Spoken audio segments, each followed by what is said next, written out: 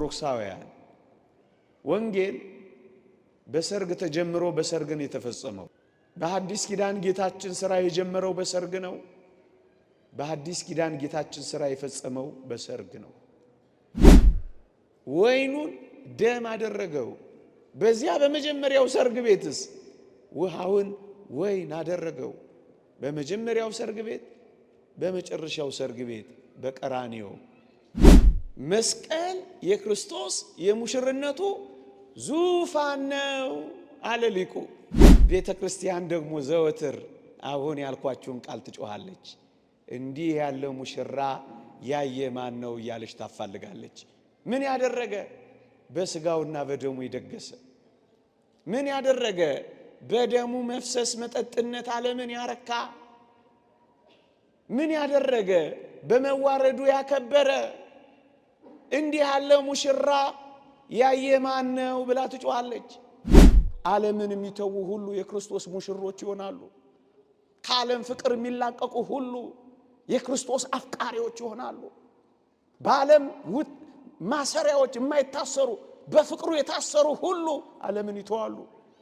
ዓለምን የማይተዉ ግን በዓለም ፍቅር የተንበረከኩ የክርስቶስ ሙሽርነታቸውን ያቋርጣሉ።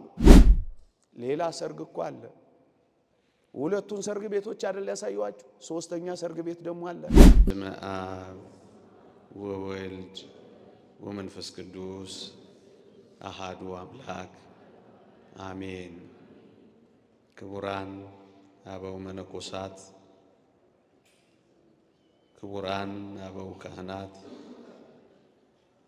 ሊቃውንተ ቤተ ክርስቲያን፣ መምህራነ ወንጌል፣ ዘማሪያን፣ የተወደዳችሁ የሰንበት ትምህርት ቤት ደቀ መዛሙርት፣ ምእመናንና ምእመናት እንዲሁም ሕፃናት በልዑል እግዚአብሔር ስም እንደምን ሰነበታችሁ?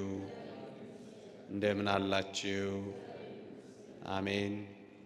በቸርነቱ የጠበቀን በአጸደ መቅደሱ የሰበሰበን ስሙን እንድንጠራ ቃሉንም እንድንሰማ ይረዳን የአባቶቻችን አምላክ የእኛም አምላክ ልዑል እግዚአብሔር ዘላለማዊ ስሙ የተመሰገነ ይሁን።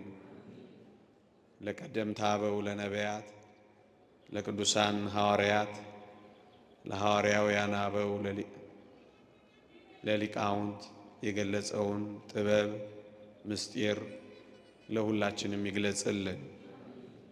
ከዚህች ዕለት ይልቁንም ከእመቤታችን ከቅድስት ድንግል ማርያም ከሌሎቹም ቅዱሳን በረከት ረድኤት ለሁላችንም ያሳትፈን።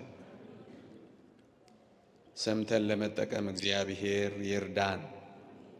ይልቁንም ስለ እናንተ ሲል በጎውን ቃል እንዲያስተምረን እንዲመክረን ቅዱስ ፈቃዱ ይሁንልን። የሰርጉ ቀን መኃልየ መኃልይ ዘሰሎሞን ከመዝሙር ሁሉ የበለጠ የሶሎሞን መዝሙር ምዕራፍ 3 ቁጥር 12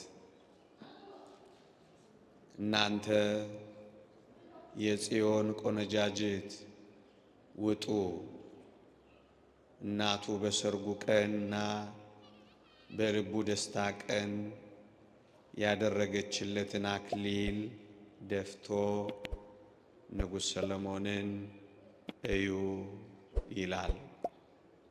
መኃልየ መኃልይ ዘሰሎሞን ምዕራፍ 3 ቁጥር 12 የሰርጉ ቀን መኃልየ መኃልይ ዘሰሎሞን ከመዝሙር ሁሉ የበለጠ የሶሎሞን መዝሙር ማለት ነው። ከጠቢቡ ሶሎሞን መጻሕፍት አንዱ ነው። መጽሐፉን የቤተ ክርስቲያን ሊቃውንት በብዙ መንገድ ይተረጉሙታል፣ በብዙ መንገድ ያብራሩታል። በብዙ መንገድ ይፈቱታል።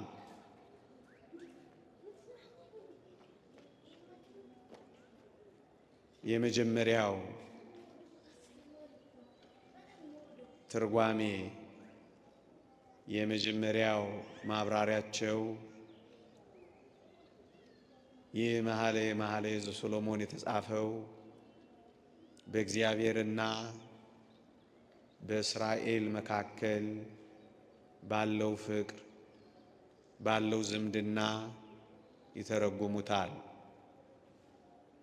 ሁለተኛም በክርስቶስና በቤተ ክርስቲያን መካከል ባለው ፍቅር ባለው ዝምድና ይተረጉሙታል። ሶስተኛም በእግዚአብሔርና እግዚአብሔርን በምትፈልግ በአንዲት ነፍስ በአንዲት ምእመን መካከል ባለው መፈላለግ ባለው ፍቅር ይተረጉሙታል። አራተኛ በጌታችን በመድኃኒታችን በኢየሱስ ክርስቶስና በተወዳጅ እናቱ በእመቤታችን በቅድስት ድንግል ማርያም መካከል ባለው ፍቅር ይተረጉሙታል። አምስተኛ ይልቁንም የቅርብ ዘመን ምሁራን በእግዚአብሔርና እግዚአብሔርን በምትፈልግ በምታገለግል በአንድ አገልጋይ መካከል ባለው ዝምድና ይተረጉሙታል። ይህንን ሁሉ ማብራራት ብዙ ዘመናትን ሊፈጅ ይችላል። ሊቃውንት ቤተ ክርስቲያን ይህንን ሲያብራሩ ብዙ መጻሕፍት ጽፈውበታል። እኔ ግን ለጥቂት ደቂቃዎች የምንቆየው እንደ ቅምሻ በሁለተኛው የትርጓሜ አይነት ነው። በክርስቶስና በቤተ ክርስቲያን መካከል ባለው ዝምድና በክርስቶስና በቤተ ክርስቲያን መካከል ባለው ፍቅር የተረጎሙትን ጥቂት እናያለን። ሶሎሞን ሰላማዊ ማለት ነው። በዚያ ላይ ደግሞ ንጉሥ ነው። እሱም ሊመጣ ያለውን የሰላም ንጉሥ ሊመጣ ያለውን የሰላም አለቃ ኢየሱስ ክርስቶስን የሚያመለክት ነበረ። ወገኖቼ መጽሐፍ ቅዱስ ላይ ወይም በእግዚአብሔር አሰራር አንድም ነገር በይሆናል አንድም ነገር ያለ እግዚአብሔር የማዳን ዕቅድ የተሰራ ነገር የለም። ኢየሱስ የሚለው ስም ስለሚመጣ ኢያሱ በሚል ስም ሲያለማምደን የቆየው ኢየሱስ የሚለው ስም ስለሚመጣ ኢሳይያስ በሚለው ስም ሲያቆየን ነው የኖረው። ብዙ መካን የሆኑ ሴቶች በቅዱሳት መጻሕፍት የወለዱት ድንግሊቱ ስለምትወልድ እሱን ማሳያ ነው። ንጉሥ ሰሎሞንም ይህንን ነው የሚያሳየን። ንጉሥ ክርስቶስን ሰላምን ያደርግ ዘንድ ጥልንም ይገድል ዘንድ በመስቀሉ የተጣሉትን አስታርቆ ሰላም ያደርግ ዘንድ ሊመጣ ያለውን የሰላሙን አለቃ ኢየሱስ ክርስቶስን የሚያመለክት ነበረ። ታስታውሱ ከሆነ የቤተ መቅደሱን ሥራ ጨርሶ የመጀመሪያውን የምስጋና መስዋዕት የሰዋው ያቀረበው ንጉሡ ሰሎሞን ነው። በመጀመሪያይቷ የሐዲስ ኪዳን መቅደስ በመስቀልም ቅድስተ ቅዱሳን በሆነች ክርስቶስ ብቻ በገባባት ሊቀ ካህናቱ ክርስቶስ አንድ ጊዜ ብቻ በሰራባት በመስቀልም የሰላም ንጉሥ ኢየሱስ ክርስቶስ የመጀመሪያውን የሐዲስ ኪዳኑን መስዋዕት ያቀረበው እሱ ነው። ንጉሥ ሰሎሞን የምስጋና መስዋዕት ካቀረበ በኋላ ሌሎች ካህናት ሌሎችን መስዋዕት በመሰዋት ንጉሥ ሰሎሞንን እንደተከተሉት ንጉሡ ክርስቶስ በመስቀል ላይ ለኃጢአት ስርየታችን መስዋዕት ራሱን ካቀረበ በኋላ ሌሎች ካህናት ይሄው በዛሬዋ ቤተ መቅደስ ይሰው ተያይዘዋል። ሰሎሞን ቀድሞ የኦሪት ሊቃነ ካህናት እንደተከተሉት ሰላማዊው ኢየሱስ ክርስቶስ ቀድሞ የሐዲስ ኪዳን ካህናት መስዋዕት በመሰዋት ተከተሉት። ዘውድ ደፍቶ እንደነገሰ ሰላማዊው ኢየሱስ ክርስቶስ የሾህ ዘውድ ደፍቶ በመስቀል ላይ ከበረ፣ በመስቀል ላይ ነገሰ። ይሄን ለማሳየት ነው ቅድም ያነበብኩላችሁ ቃል እናንት የጽዮን ቆነጃጅት ውጡ። እናቱ በሰርጉ ቀንና በልቡ ደስታ ቀን የደፋችለትን አክሊል ደፍቶ ንጉሥ ሰሎሞንን እዩ የሚል ዝማሬ የዘመረው። ኦርቶዶክሳውያን ወንጌል በሰርግ ተጀምሮ በሰርግ ነው የተፈጸመው።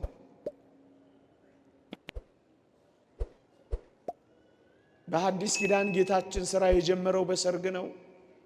በሐዲስ ኪዳን ጌታችን ሥራ የፈጸመው በሰርግ ነው። ጅማሬው ሰርግ ቤት ነው፣ ፍጻሜውም ሰርግ ቤት ነው። ለዚህ ነው በሰርጉ ቀንና በልቡ ደስታ ቀን የተባለው።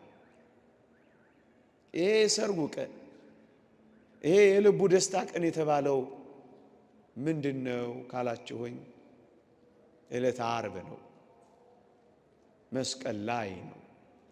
የልቡ ደስታ ቀን የኛ ሐዘን የተወገደበት፣ እኛ ከወጣንበት ቤት የገባንበት፣ እኛ ካቀረቀርን ቀና ያልንበት፣ ሁላችንን ቀኝ እጁን ዘርግቶ ቀደምት ሕዝብን አይሁድን፣ ግራ እጁን ዘርግቶ አዲስ መጪዎቹን አሕዛብን ያቀፈበት አዲስ ዘመን አዲስ ሕይወት የሰጠበት የደስታው ቀን እኛን ወደ ሕይወት የመለሰበት ቀን ነው። እሱን ነው በሰርጉ ቀን፣ እሱን ነው በልቡ የደስታ ቀን ብሎ የዘመረው። እስኪ ጥቂት እንቆይበት። ወንጌል በሰርግ ነው የተጀመረው። ወንጌል በሰርግ ነው የተፈጸመው ያልኳችሁ ምንድን ነው ካላችሁ ወይ ታስታውሳላችሁ። ጌታችን የመጀመሪያውን የአደባባይ ተአምራት ያደረገው በቃና ዘገሊላ ሰርግ ቤት ነው። በቃና ዘገሊላ ሰርግ ቤት ውሃውን ወይን በማድረግ ነበር ስራውን የጀመረው። በመጀመሪያው ሰርግ ቤት የተወደደ መድኃኒታችን ኢየሱስ ክርስቶስ ውሃውን ወይን አደረገው። በመጨረሻው ሰርግ ቤት ቅድም ባልኳችሁ በዕለተ ዓርብ በቀራንዮ ሰርግ ቤት ደግሞ ክርስቶስ ወይኑን ደም አደረገው። ያስታውሳላችሁ። በሐሙስ ምሽት ህብስቱን ባርኮ ወይኑን አስቀምጦ ለአዲስ ኪዳን የሚሆን ለኃጢአት ስርየት የሚቀርብ ደሜ ነው ብሎ ነው የሰጣቸው። በዚያች በመጨረሻዋ ሰርግ ቤት ወይኑን ደም አድርጎ ነው የሰጣቸው። ደሜን የሚመስል ነው አይደለም ያላቸው፣ ደሜ ነው ያላቸው። የደሜ ምሳሌ ነው አይደለም ያላቸው፣ ደሜ ስጋዬ ነው ያላቸው። የደሜ ወኪል ነው፣ ደሜን እና ስጋዬን ሪፕሬዘንት የሚያደርግ ነው አይደለም ያላቸው። ይህ ለአዲስ ኪዳን የሚሆን ደሜ ነው ያላቸው። ይህንን እንዴት መካድ ይቻላል? ይህን ምሳሌ ነው ማለት እንዴት ይቻላል? ይህን ወኪሉ ነው ማለት እንዴት ይቻላል? እሱ ያለውን መቀበል አለብን። አሁን ያሉ ዘመዶቻችን ሲያሳዝኑ፣ ሉተር እንኳን ይህንን አምኗል። ሥጋዬ ነው ብሏል፣ እንቀበለዋለን። ታዲያ ምን እናደርጋለን ብሏል በአንድ ጽሑፉ። የአሁኖቹ ነው ይህንን አንዴ ምሳሌ ነው፣ አንዴ ትዝታ ነው፣ አንዴ መታሰቢያ ነው፣ አንዴ ወኪል ነው ሲሉ መከራ የሚበሉት የዛሬዎቹ ናቸው። ወገኖቼ ወይኑን ደም አደረገው። በዚያ በመጀመሪያው ሰርግ ቤትስ ውሃውን ወይን አደረገው። በመጀመሪያው ሰርግ ቤት፣ በመጨረሻው ሰርግ ቤት በቀራንዮ። የተወደዳችሁ ክርስቲያኖች በመጀመሪያው ሰርግ ቤት በቃና ዘገሊላ ታስታውሳላችሁ። አንቺ ሴት ከአንቺ ጋራ ምን አለኝ ሲል ተሰምቷል በመጀመሪያው ሰርግ ቤት። በመጨረሻው ሰርግ ቤት ወይም በሁለተኛው ሰርግ ቤት በቀራንዮ እስካላችሁኝ አንቺ ሴት ብሎ ሲጮህ ተሰምቷል። አንቺ ሴት እነሆ ልጅሽ ሲል ሰምተነዋል። በዚያም አክብሯታል፣ በዚህም ከፍ አርጓታል። በዚያም ነበረች፣ በዚህም ነበረች። በመጀመሪያውም ሰርግ ቤት እሷ አለች፣ በሁለተኛውም ሰርግ ቤት እሷ አለች። ደግሞስ በመጀመሪያው ሰርግ ቤት ታስታውሳላችሁ፣ የኢየሱስም እናት በዚያ ነበረች ተብሎ ነው የተጻፈው። በሁለተኛው ሰርግ ቤት በቀራንዮ እስካላችሁኝ እነኋት እናትህ ሲል ትሰማላችሁ። በዚያ በመጀመሪያው የእሱ ብቻ እናት ተባለች። በሁለተኛው ሰርግ ቤት በቀራንዮ እስካላችሁኝ ግን የሁላችን እናት ሆነች። በቅዱስ ዮሐንስ በኩል ወንጌላትን ብቻ ሳይሆን በቅዱስ ዮሐንስ በኩል እናትም ተቀብለናል። እነኋት እናትህ ሲል ሰምተነዋል። አንድ ሊቅ እንዲህ ይላል፣ እውነተኛ ክርስቲያን ከሆንክ እንደ ቅዱስ ዮሐንስ እናቱን እናት አድርገው ውሰድ ይላል። ዛሬ ሆታ ኦርቶዶክሳውያን እግዚአብሔር ቤተ ክርስቲያንን እውነተኛውን አንድነት፣ እውነተኛውን የክርስቶስ ኅብረት ምእመናንን ያለ እናት አልተወም። ወገኖቼ አባት ብለን የምንጮህበትን የልጅነት መንፈስ ብቻ አይደለም፣ እናትም ነው የተሰጠችን። ለዚህ ነው በመጀመሪያው የኢየሱስ ክርስቶስ እናት፣ ኋላስ የቤተ ክርስቲያን እናት። እናትም ነው የሰጠው። ለዚህ ነው ሊቁ አግናጤዎስ ቅዱስ አግናጤዎስ ምጥው ለአንበሳ እርሷ የአዲሱ እምነትና የቤተ ክርስቲያን የስርየታችን እናት ናት የሚለው ለዚህ ነው። እናትም ጭምር ያገኘነው በሁለተኛው ሰርግ ቤት ነው ወገኖቼ። ውሃም ወይን ሲያደርግ እሷ ነበረች። ወይኑንም ደም አድርጎ ለዓለም ሲሰጥ እሷ ነበረች። በመጀመሪያው ሰርግ ቤት ታስታውሳላችሁ፣ በመጀመሪያ መናኛ የሆነውን እዚህ ግባ ማይባለውን ወይን ነበር የቀረበው። ከዛስ በተወደደ መድኃኒታችን ድንቅ ተአምራት ጣፋጭ የሆነ ወይን ነበር የቀረበው።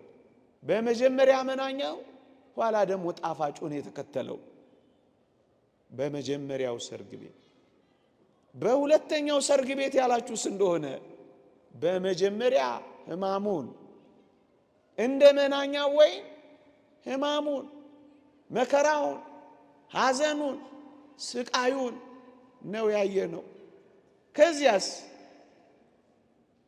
ከመናኛው ቀጥሎ ጣፋጭ ወይን እንደመጣ ከሐዘኑ፣ ከስቃዩ፣ ከመከራው፣ ከሕማሙ በኋላ ትንሣኤው ነው የተበሰረው። መናኛው ከጣፋጩ ቀደመ፣ መከራው ከትንሣኤው በፊት መጣ። ወገኖቼ መጀመሪያ መናኛውን፣ ከዛ ጣፋጩን፣ መጀመሪያ መከራውን፣ ከዛ ትንሣኤው።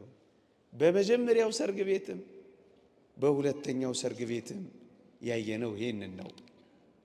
በቃና ዘገሊላ ውሃውን ወይን ያደርግ ዘንድ በመጀመሪያው ሰርግ ቤት በእናቱ ተጠየቀ፣ በእናቱ ተለመነ።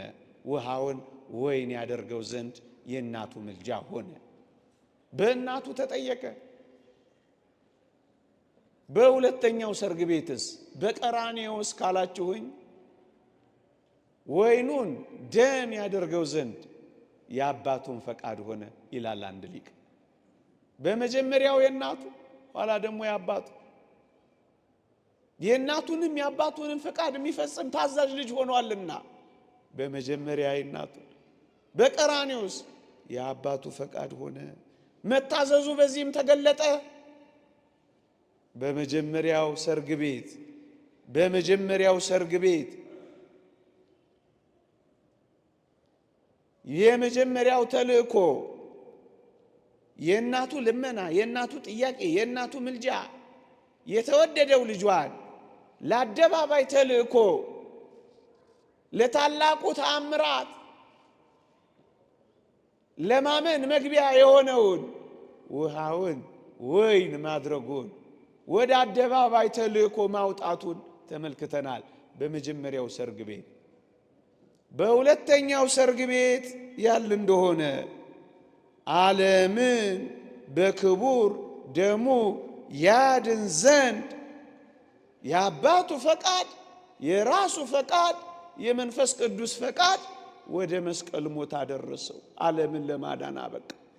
ያኛው ወደ አደባባይ ተልኮ ሲያወጣው፣ ይሄኛው የሁለተኛው ሰርግ ቤት ደግሞ ዓለምን ለማዳን አደረሰው። ለዚህ ነው ወንጌል በሰርግ ተጀምሮ በሰርግ ነው የተጠናቀቀው ያልኳቸው።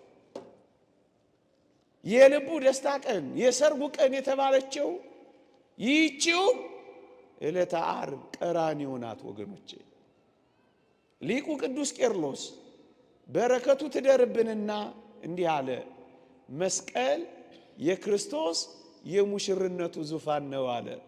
አዎ መስቀል ላይ የተሞሸረ የቤተ ክርስቲያን ሙሽራ፣ ስለ ቤተ ክርስቲያን ሲል የተሞሸረ ሙሽራ የመስቀል ላይ ውሎውን ነው የሰርጉ ቀን፣ የልቡ ደስታ ቀን፣ የሙሽርነቱ ቀን ተብሎ የተጠቀሰው እሱ።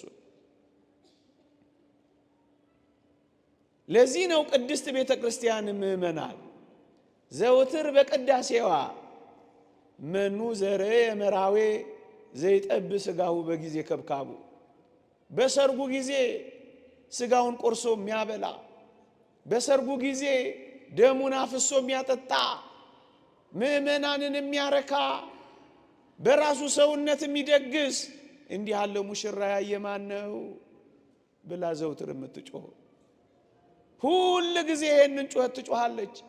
ለምን ካላችሁኝ ቤተ ክርስቲያን ሁል ጊዜ ዓርብ ላይ ነች፣ ሁል ጊዜ ቀራንዮ ነች። መስቀል የክርስቶስ የሙሽርነቱ ዙፋን ነው አለ ሊቁ። ቤተ ክርስቲያን ደግሞ ዘወትር አሁን ያልኳችሁን ቃል ትጮኻለች። እንዲህ ያለ ሙሽራ ያየ ማን ነው እያለች ታፋልጋለች። ምን ያደረገ? በስጋውና በደሙ የደገሰ። ምን ያደረገ?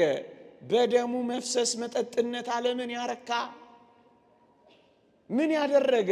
በመዋረዱ ያከበረ እንዲህ ያለ ሙሽራ ያየ ማን ነው ብላ ትጮኻለች። ለምን ካላችሁ ቤተ ክርስቲያን መስዋዕት በሰዋች ቅዳሴ በቀደሰች ጊዜ ሁሉ ዓርብ ላይ ነው የምትሆነው።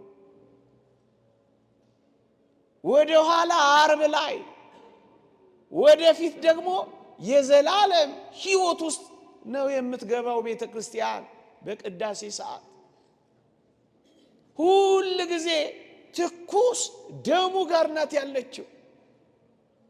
ሁል ጊዜ ከቁስሎቹ አጠገብ ነው የቆመችው። ለዚህ ነው ሰርግ ቤት ውስጥ ነን ያለ ነው። የት? ቀራንዮ። የት? ዓርብ ላይ። ሁል ጊዜ እዩ። ቅዱስ ዮሐንስ አፈወርቅ በረከቱ ትደርብንና ልዩ ልዩ መስዋዕትን እየለዋወጥን የምንሰዋ አይደለንም። በዕለተ ዓርብ የተሰዋውን ምሳሌም የምንሰዋ አይደለም። ያው አንድ ራሱን እንሰዋለን እንጂ ብሏል። ያው ክርስቶስ፣ ያው ዕለተ ዓርብ፣ ያው ቀራንዮ ነው የሚሰዋው። ሁል ጊዜ ሰርግ ቤት ውስጥ ነን ያለ ነው። የት? መስዋዕቱ አጠገብ። ይህንን በቅዱሳት መጻሕፍት ማስረዳት ይቻላል። ታስታውሱ ከሆነ ሐሙስ ዕለት የኦሪቱን ፋሲካ እየሻረ የሐዲሱን ፋሲካ እየመሰረተ ሳለ ሐሙስ ዕለት ምን እንዳላችሁ ታስታውሳላችሁ? ለሐዲስ ኪዳን የኃጢአት ስርየት የሚፈስ ደሜ ነው ያላቸው። ሐሙስ ላይ ቆሞ ሐሙስ ላይ እየሰዋ ዓርቡ ላይ ያገናኘው። ነገ የሚፈሰው ደሜ ነው፣ በዕለተ ዓርብ የሚቆረሰው ሥጋዬ ነው አላቸው። ሐሙስ ላይ ዓርብ ሆነች። ምሴተ ሐሙስ ዓርብ ሆነች። ሌላ ላምጣላችሁ። በቆሮንቶስ ማኅበረ ምእመናን ዘንድ ያለችውን ዘመን ደግሞ ላንሳላችሁ። እንዲህ ይላል ሐዋርያው ቅዱስ ጳውሎስ ለቆሮንቶስ ምእመናን ሲልክላቸው ምዕራፍ 10 ላይ የምንባርከው የምንቆርሰው እንጀራ ከክርስቶስ ሥጋ ጋር ኅብረት ያለው አይደለምን? የምንባርከው ጽዋ ከክርስቶስ ደም ጋር አንድነት ያለው አይደለምን አለ። በቆሮንቶስ ምእመናን ማኅበር ዘንድ የምንቆርሰው እንጀራ ከክርስቶስ ደም የምንቆርሰው እንጀራ ከክርስቶስ ሥጋ ጋር አንድነት ያለው አይደለም። ከየትኛው ጋር? ከዕለተ ዓርቡ ጋር። የምንባርከው ጽዋ ከክርስቶስ ደም ጋር ኅብረት ያለው አይደለምን? ከየትኛው ጋር? ከዕለተ ዓርቡ ጋር። ሐሙስ ዓርብ የቆሮንቶስ ምእመናን ዓርብ ጋር አንድ ነው። ለዚህ ነው ልዩ ልዩ መስዋዕት የምንሰዋ አይደለም። ያው አንዱን እንሰዋለን። ከዛስ ዓርብ ላይ እንሄዳለን፣ ሰርግ ቤት እንሆናለን ያልኳችሁ ለዚህ ነው። ሁል ጊዜ ዓርብ ላይ ነን እኛ። ሁል ጊዜ መስዋዕቱ አጠገብ ነው የምንኖረው እኛ። ሁል ጊዜ ሰርጉ ውስጥ ነው የምንገባው እኛ። ለዚህ ነው ቤተ ክርስቲያን ቅድም ያልኳችሁን ቃል በቅዳሴዋ የምትለው እንዲህ ያለ ሙሽራን ያየ ማን ነው ብላ የምትጮህ። እንዲህ ያለ ሙሽራ አይታችሁ ታውቃላችሁ? ለዚህ ነው እናንተ የጽዮን ቆነጃጅት ሆይ ኑ ውጡ፣ እንዲህ አይነቱን ሙሽራ ተመልከቱ። ሙሽራሽ እሱ ነው። ሙሽራክ ይሄ ነው። በቀይ ምንጣፍ ላይ የተረማመደ አይደለ፣ በደም የጨቀየ ሚስማር ላይ የቆመ ሙሽራ ዓለም አይታ አታውቅም። ይህ ቤተ ክርስቲያን የኔና እናንተ ሙሽራ ግን እንዲህ ያለ ላይ የቆመ ሙሽራ ማን ነው ያየ ብላ የምትፈልገው ቤተ ክርስቲያን ናት። መልካም ነው። አበባ የተነሰነሰላቸው በርካቶች ሙሽሮችን ድረናል፣ ኩለናል። እሰይ። ይሄ ሙሽራ ግን አበባ የተነሰነሰለት ሙሽራ አይደለም። አሁንም ማሳያችሁ። እናስ አበባው ተራገፈና የሾህ አክሊሉ የተተከለበት ሙሽራ ዓለም አይታ ታውቃለች? እንደዚህ የተሞሸረ ሙሽራ ነው የሚያፈቅረን። እንደዚህ የተሞሸረ ሙሽራ ነው እኔና እናንተን ያጨን። ታጭተናል፣ ሙሽራ አለን። ንዑድ ክቡር የሚሆን ሐዋርያ ጳውሎስ እናንተን እንደ አንዲት ንጽሕት ድንግል ለክርስቶስ ለአንድ ወንድ አጭቻችኋለሁ ይላል። እህቴ ሆይ ታጭተሻል። ወንድሜ ሆይ ታጭተሃል። ከአምላካችን ጋር ለዘላለም ተዋህደን ለመኖር የታጨነን ከሙሽራችን ጋር አብረን ልንኖር። አንዲት ሙሽሪት ሙሽራዋን እንደምትናፍቅ ደጅ ደጁን እንደምታይ ሙሽራዋን እስከምታገኝ ድረስ እንደምትጓጓ ለሙሽራዋ ንጹሕ ሆና ተደንግላ ተሰንግላ ተውባ እንደምትጠብቅ እኛም ከሙሽራችን ጋር ከመዋሃዳችን በፊት በጉጉት እንጠብቀዋለን።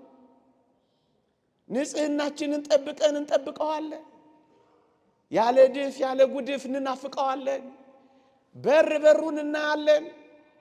ሙሽራችንን እንጠብቃለን። ቀንዲላቸውን ይዘው አብርተው ሙሽራውን ድምፅ እየጓጉ እንደሚጠብቁት በእኩለ ሌሊት የሚመጣውን ሙሽራ ለማየት እንደሚጓጉት የተወደዳችሁ ኦርቶዶክሳውያን እናንት ቆነጃጅቶች እናንት ጎበዞች ኑ እዩ። የደፋውን የሾህ አክሊል እዩ። የተነሰነሰለትን አይደለም የተተከለበትን እዩ። ሉጡ ሙሽራችሁን ፈልጉ።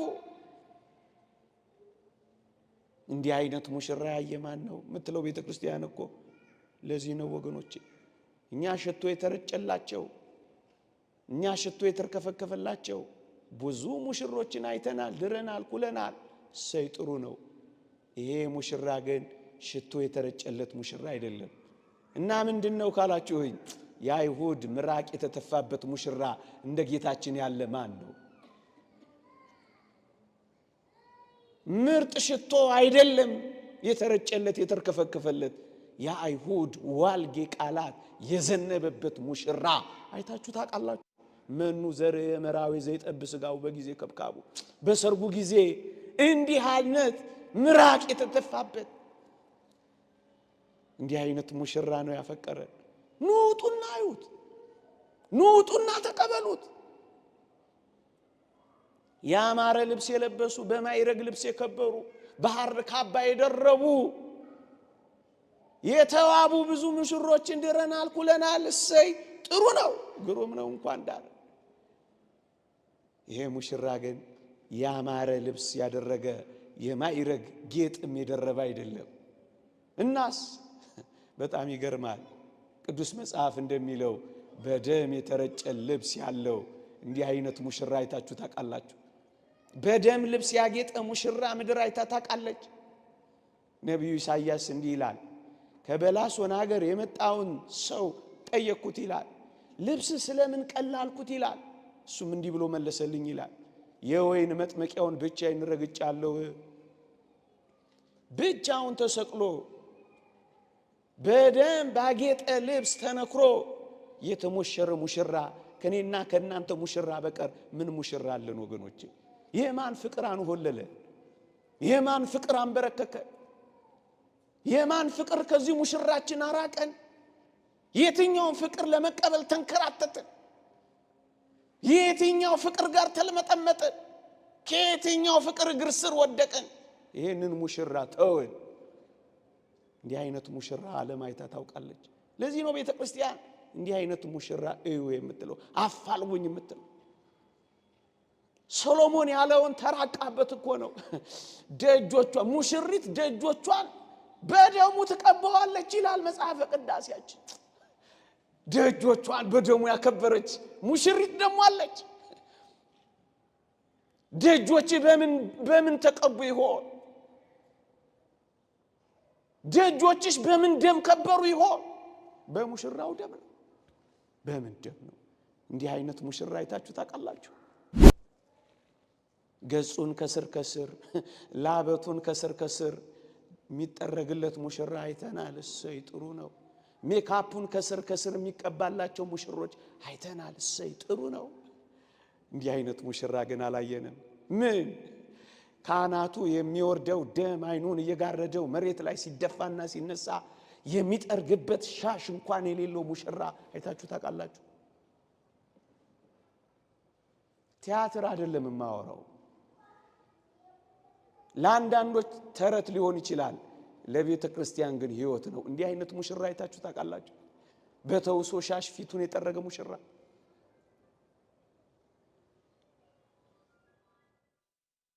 እንኳን ውበቱን የሚጠብቅበት አይኑን እንኳን የሚያብስበት ነገር የሌለው ምስኪን ሙሽራ እንደሱ ነው እየወደደን ያለው፣ እንደሱ ነው ያፈቀረን፣ እንደሱ ነው የሆነው። እንዲህ አይነት ሙሽራ ያየ ማን ነው? መኑ ዘርየ መራዊ ዘይጠብስጋው። በተውሶ በረት ተወለደ፣ በተውሶ ታንኳ አስተማረ፣ በተውሶ ቤት ምስጢረ ቁርባንን መሰረተ፣ በተውሶ ሻሽ ፊቱን ጠረገ፣ በተውሶ መቃብር ይችን ዓለም ለቀቀ። እንዲህ አይነት ሙሽራ አይታችሁ ታውቃላችሁ?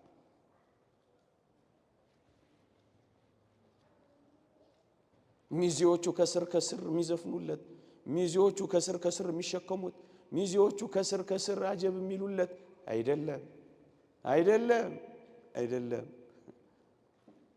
ከስር ከስር የሚጎትቱት፣ ከስር ከስር ፈረስ የሚነዱበት እንዲህ አይነት ሙሽራ የተጠላ የተተወ የተገፈተረ በር የተዘጋበት ሙሽራ አይታችሁ ታውቃላችሁ? የተተወ ለምን መሰላችሁ? ክርስቶስ ሙሽራ ነው ተብሎ የሚጠራው። አንድ ሊቅ እንዲህ ይላል በመስቀል ላይ ክርስቶስ አምላኬ አምላኬ ስለምን ተውኸኝ ብሎ ጮኸ ይላል።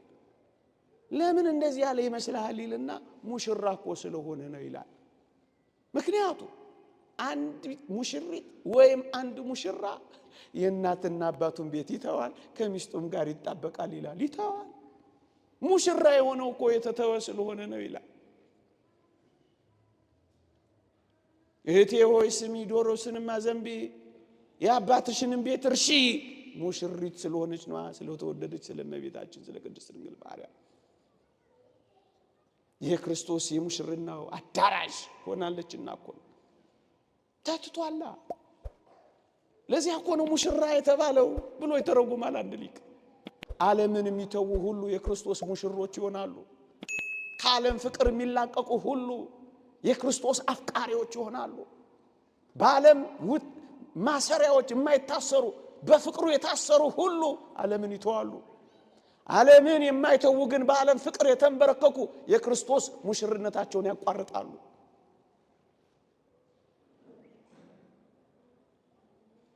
እንተዋለን ወይ? የሚተዉ ይሄን ዓለም የሚተዉ የክርስቶስ መስዋዕቶች ይሆናሉ። ወገኖቼ በኦሪት ከሚቀርቡት መስዋዕቶች አንዱ የሚተው መስዋዕት ነበር። የሚተው አንዱ የሚቃጠል፣ አንዱ የሚታረድ፣ አንዱ የሚተው ነበር። የሚተው መስዋዕቶች አሉ። በረበረሃ የሚለቀቁ መስዋዕቶች አሉ። ካለም የሚለቀቅ ወደ በረሃ ወደ ክርስቶስ ፍቅር የሚቃጠል ሚነድ በረሃውን ቅድስተ ቅዱሳን አድርጎ የሚኖር ዋላ ወደ ውሃ ምንጭ እንደሚናፍቅ አቤቱ ነፍሴ ወደ አንተ ትናፍቃለች እያለ ወደ ውሃ ዳርቻዎች ከጥም ቦታዎች የሚገሰግስ ጥሙን ለማርካት የሚሮጥ ሙሽራ ይሆናል። ሙሽራ ይሆናል። ስንተው ሙሽሮች እንባላለን፣ ሙሽሮች እንሆናለን። የዛሬ 10 ዓመት ሁሌ ስለሚመስጡኝ ባነሳቸው ጥሩ ነው። ሙሽሮች የሆኑ ሰዎች አታስታውሱ? የዛሬ 10 ዓመት በሊቢያ በረሃ ላይ ሙሽሮች የሆኑ ሰዎች አታስታውሱ? ፍቁራን ኢትዮጵያውያን፣ ፍቁራን ኤርትራውያን፣ ፍቁራን ግብፃውያን ጣሊያን ለመሄድ አስበው ትዝ አይሏችሁ? ምን ነበር የሆኑት? ክርስቶስ ከፊታቸው መጣ፣ ሙሽራው ከፊታቸው መጣ እና ምን አደረጉ? ቤተሰቦቻቸውን ተዉ፣ ልጆቻቸውን ተዉ፣ በቃ ተዉ። ትተው ምን ሆኑ? ሙሽሮች ሆኑ። ምን ትተን ነው አሁን እኛ ሙሽራ ምን ሆነ? ምን የምንተወው ነገር አለ? ወገኖቼ እነዚህ ሰዎች እኮ ይህን ዓለም ለመተዋቸው ማረጋገጫ ማተባችንና እንበጥስም ብለው ለሰማዕትነት ሰይፍ ስር አንገታቸውን በደፉ ጊዜ እኮ ነው ሙሽሮች ናቸው። ወደ ሙሽርነታቸው ሰገነት እየገቡ ነው። የሰርጋቸው ቀን ነው። ሊዋሃዱት ነው የፈለጉት። ማተባችሁን በጥሱና ሃይማኖታችሁን ቀይሩና ሥላሴን ካዱና ክርስቶስን እርገጡና ኑና ሳልፋችሁ አሏቸው። አይደራደሩበትም፣ ለድርድር አያቀርቡትም። ትቅርብን አሉ። እናስ ልክ እንደ ሙሽራቸው እነሱም አብረው ታሰሩዋል። እነሱ ሲታሰሩ ከክርስቶስ ጋር ታሰሩ። እነሱ ቀይ ቱታ ሲለብሱ ከለሜዳውን እንዳደረጉ ተቆጠራ። እነሱ ሲያዘነብሉ እንደ በግ ተነዷ። አንድ ሰው እንደተናገረው ገዳዮቹ ሳይሆን ሟቾቹ ነበር አስፈርም ይመስሉት አላቸው። እንዴት ይደንቃል! በጣም ሙሽሮች ናቸው። ተው ወዳጄ፣ እንደ በግ የምትነዳው የት ነው? እንደ በግ እየተነዳ ታስረ የምትሄደው የዝሙት ተራራ ጋር የት ነው? የት ነው የምትሄጂው? ሙሽራችንን ትተኒ ወዴት ነው የምንነጉደው? ሌላ ሰርግ እኮ አለ። ሁለቱን ሰርግ ቤቶች አይደል ያሳዩዋችሁ? ሶስተኛ ሰርግ ቤት ደግሞ አለ። ቅዱስ ዮሐንስ ራእይ የመጨረሻውን ምዕራፍ ሲዘጋ የበጉ ሰርግ ራት ብሎ ነው የሚዘጋው። ሌላ ሰርግ አለ። በዚህ ሰርግ የሚሳተፉት በሰርግ ቃል ኪዳናቸው የጸኑት ናቸው። እነዚህ አሁን ያልኳችሁ ዓለምንም ምኞቱንም ረግጠው የሚያልፉ እንደ ንጽሕት ድንግል ራሳቸውን አንጽተው የሚኖሩት፣ ቢወድቁ የሚነሱት፣ ቢደክሙ የሚበረቱት፣ ቢሸሹ የሚመለሱት፣ በጨለማ ቢቀመጡ ብርሃን የሚጎናጸፉት፣ ቢሰናከሉ የሚዘሉት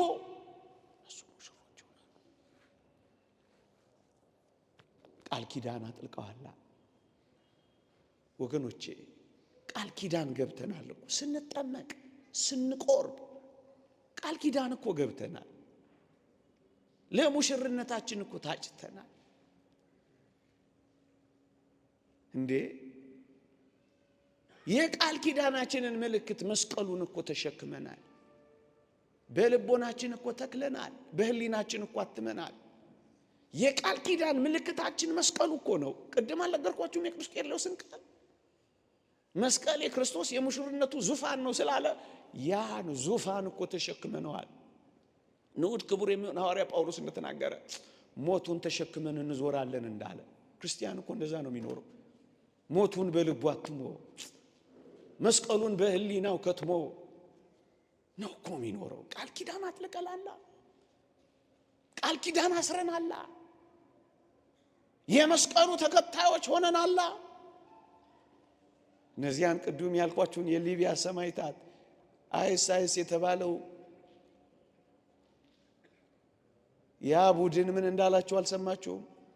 the followers of the cross እኮ ነው ያላቸው። የመስቀሉ ተከታዮች ናቸው እኮ ነው ያላቸው። ስም ያወጣላቸው። እውነት ነው፣ የመስቀሉ ተከታዮች ነን። እውነት ነው፣ የሞቱ ተካፋዮች ነን።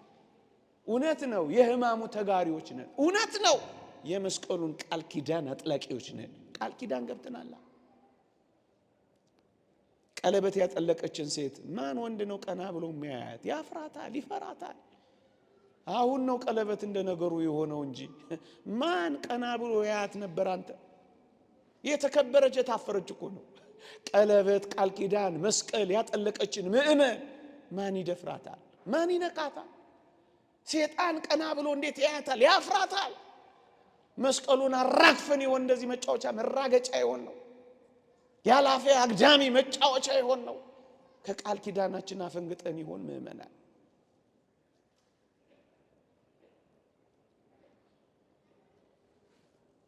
ቃል ኪዳንማ ገብተናል። ነገር የለጠቅልለው ሰዓቱ ለካ ገፋ ብሏል። ሰርገኞች ነን፣ ሙሽራ አለ። እሱን ለማየት ነው ሁሌ የምንመጣው ቤተ ክርስቲያን። ወደ ሰርጉ አዳራሽ ነው የምንገባው።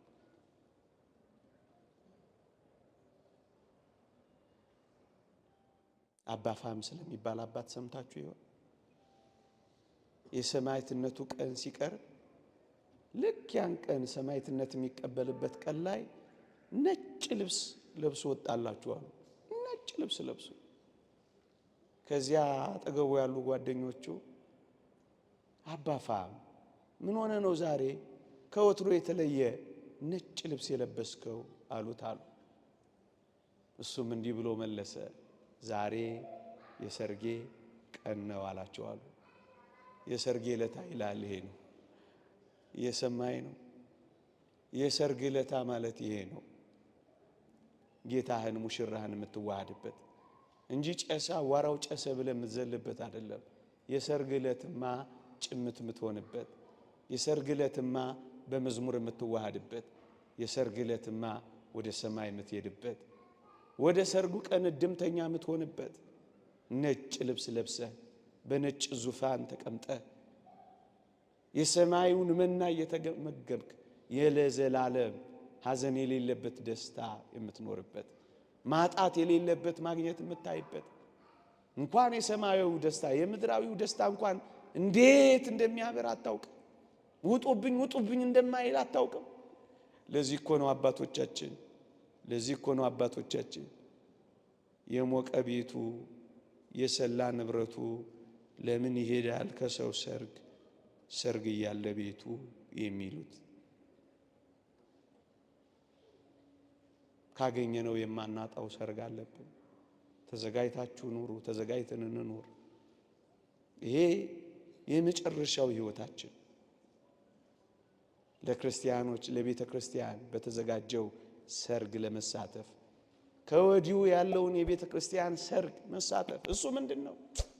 ዓርብ ሁል ጊዜ ዓርብ በሆነው ቀራንዮ በቅዳሴው ጊዜ በዚያ በሰርጉ ሰዓት መገኘትና ከዚያ ከሰርጉ ማዕድ ከስጋው ከዚያ ከሰርጉ ማዕድ መጠጥ ከደሙ መጠጣት ነው።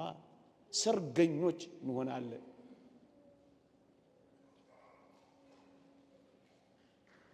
በሰርጉ ቀን እንገኝ፣ በሰርጉ ህይወት እንኖር፣ መታጨታችንን እንወቅ። ለዚህ ጮኝነት ቃል ኪዳናችንን እናክብር። እንደ አንዲት ንጹህ የታጨች ሴት እና ሙሽሪት እንጠበቅ። መምጣቱ አይቀርም፣ ይመጣል፣ አይዘገይም፣ ይወስደናል። ተዋህደን እንኖራለን። ሙሽራችን ይመጣል። ለዚያ ግን ክርስቲያኖች ሁላችንም በተስፋ እንጠብቀዋለን። አሁን አቀማመጣችን እዚህ ለአውደ ምሕረቱ ምናልባት እንዲመች እንዲተቀመጥን እንጂ ሁላችንም እንዴት እንደምንቀመጥ ታውቃላችሁ? ወደ ምስራቅ ነው የምናየው። ወደ ምስራቅ ለምን ይመስላችኋል? ሙሽራችንን እየጠበቅን ነው። ነጭ የምንለብሰው ለምን ይመስላችኋል? ከሙሽራችን ጋር ስለምንዋሃድ ነው። ይኸውላችሁ እናንተ ወደዚህ ነው የዞራችሁት። እዛ ጋር ብንቀመጥ ወደዚህ ነው የምንዞረው። ከኋላ ቢቀመጡ ወደዚህ ወደ ማይከሉ ነው የሚዞሩት። ለምን ይመስላችኋል?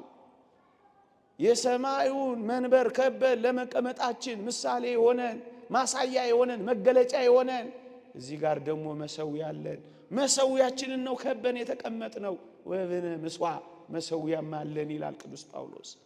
እሱን የከበብነው አሁን ሙሽራችንን የከበብነው። ለዚያ የሙሽርነት ቀን ሁላችንንም ያብቃ። አሜን። ይቆየን።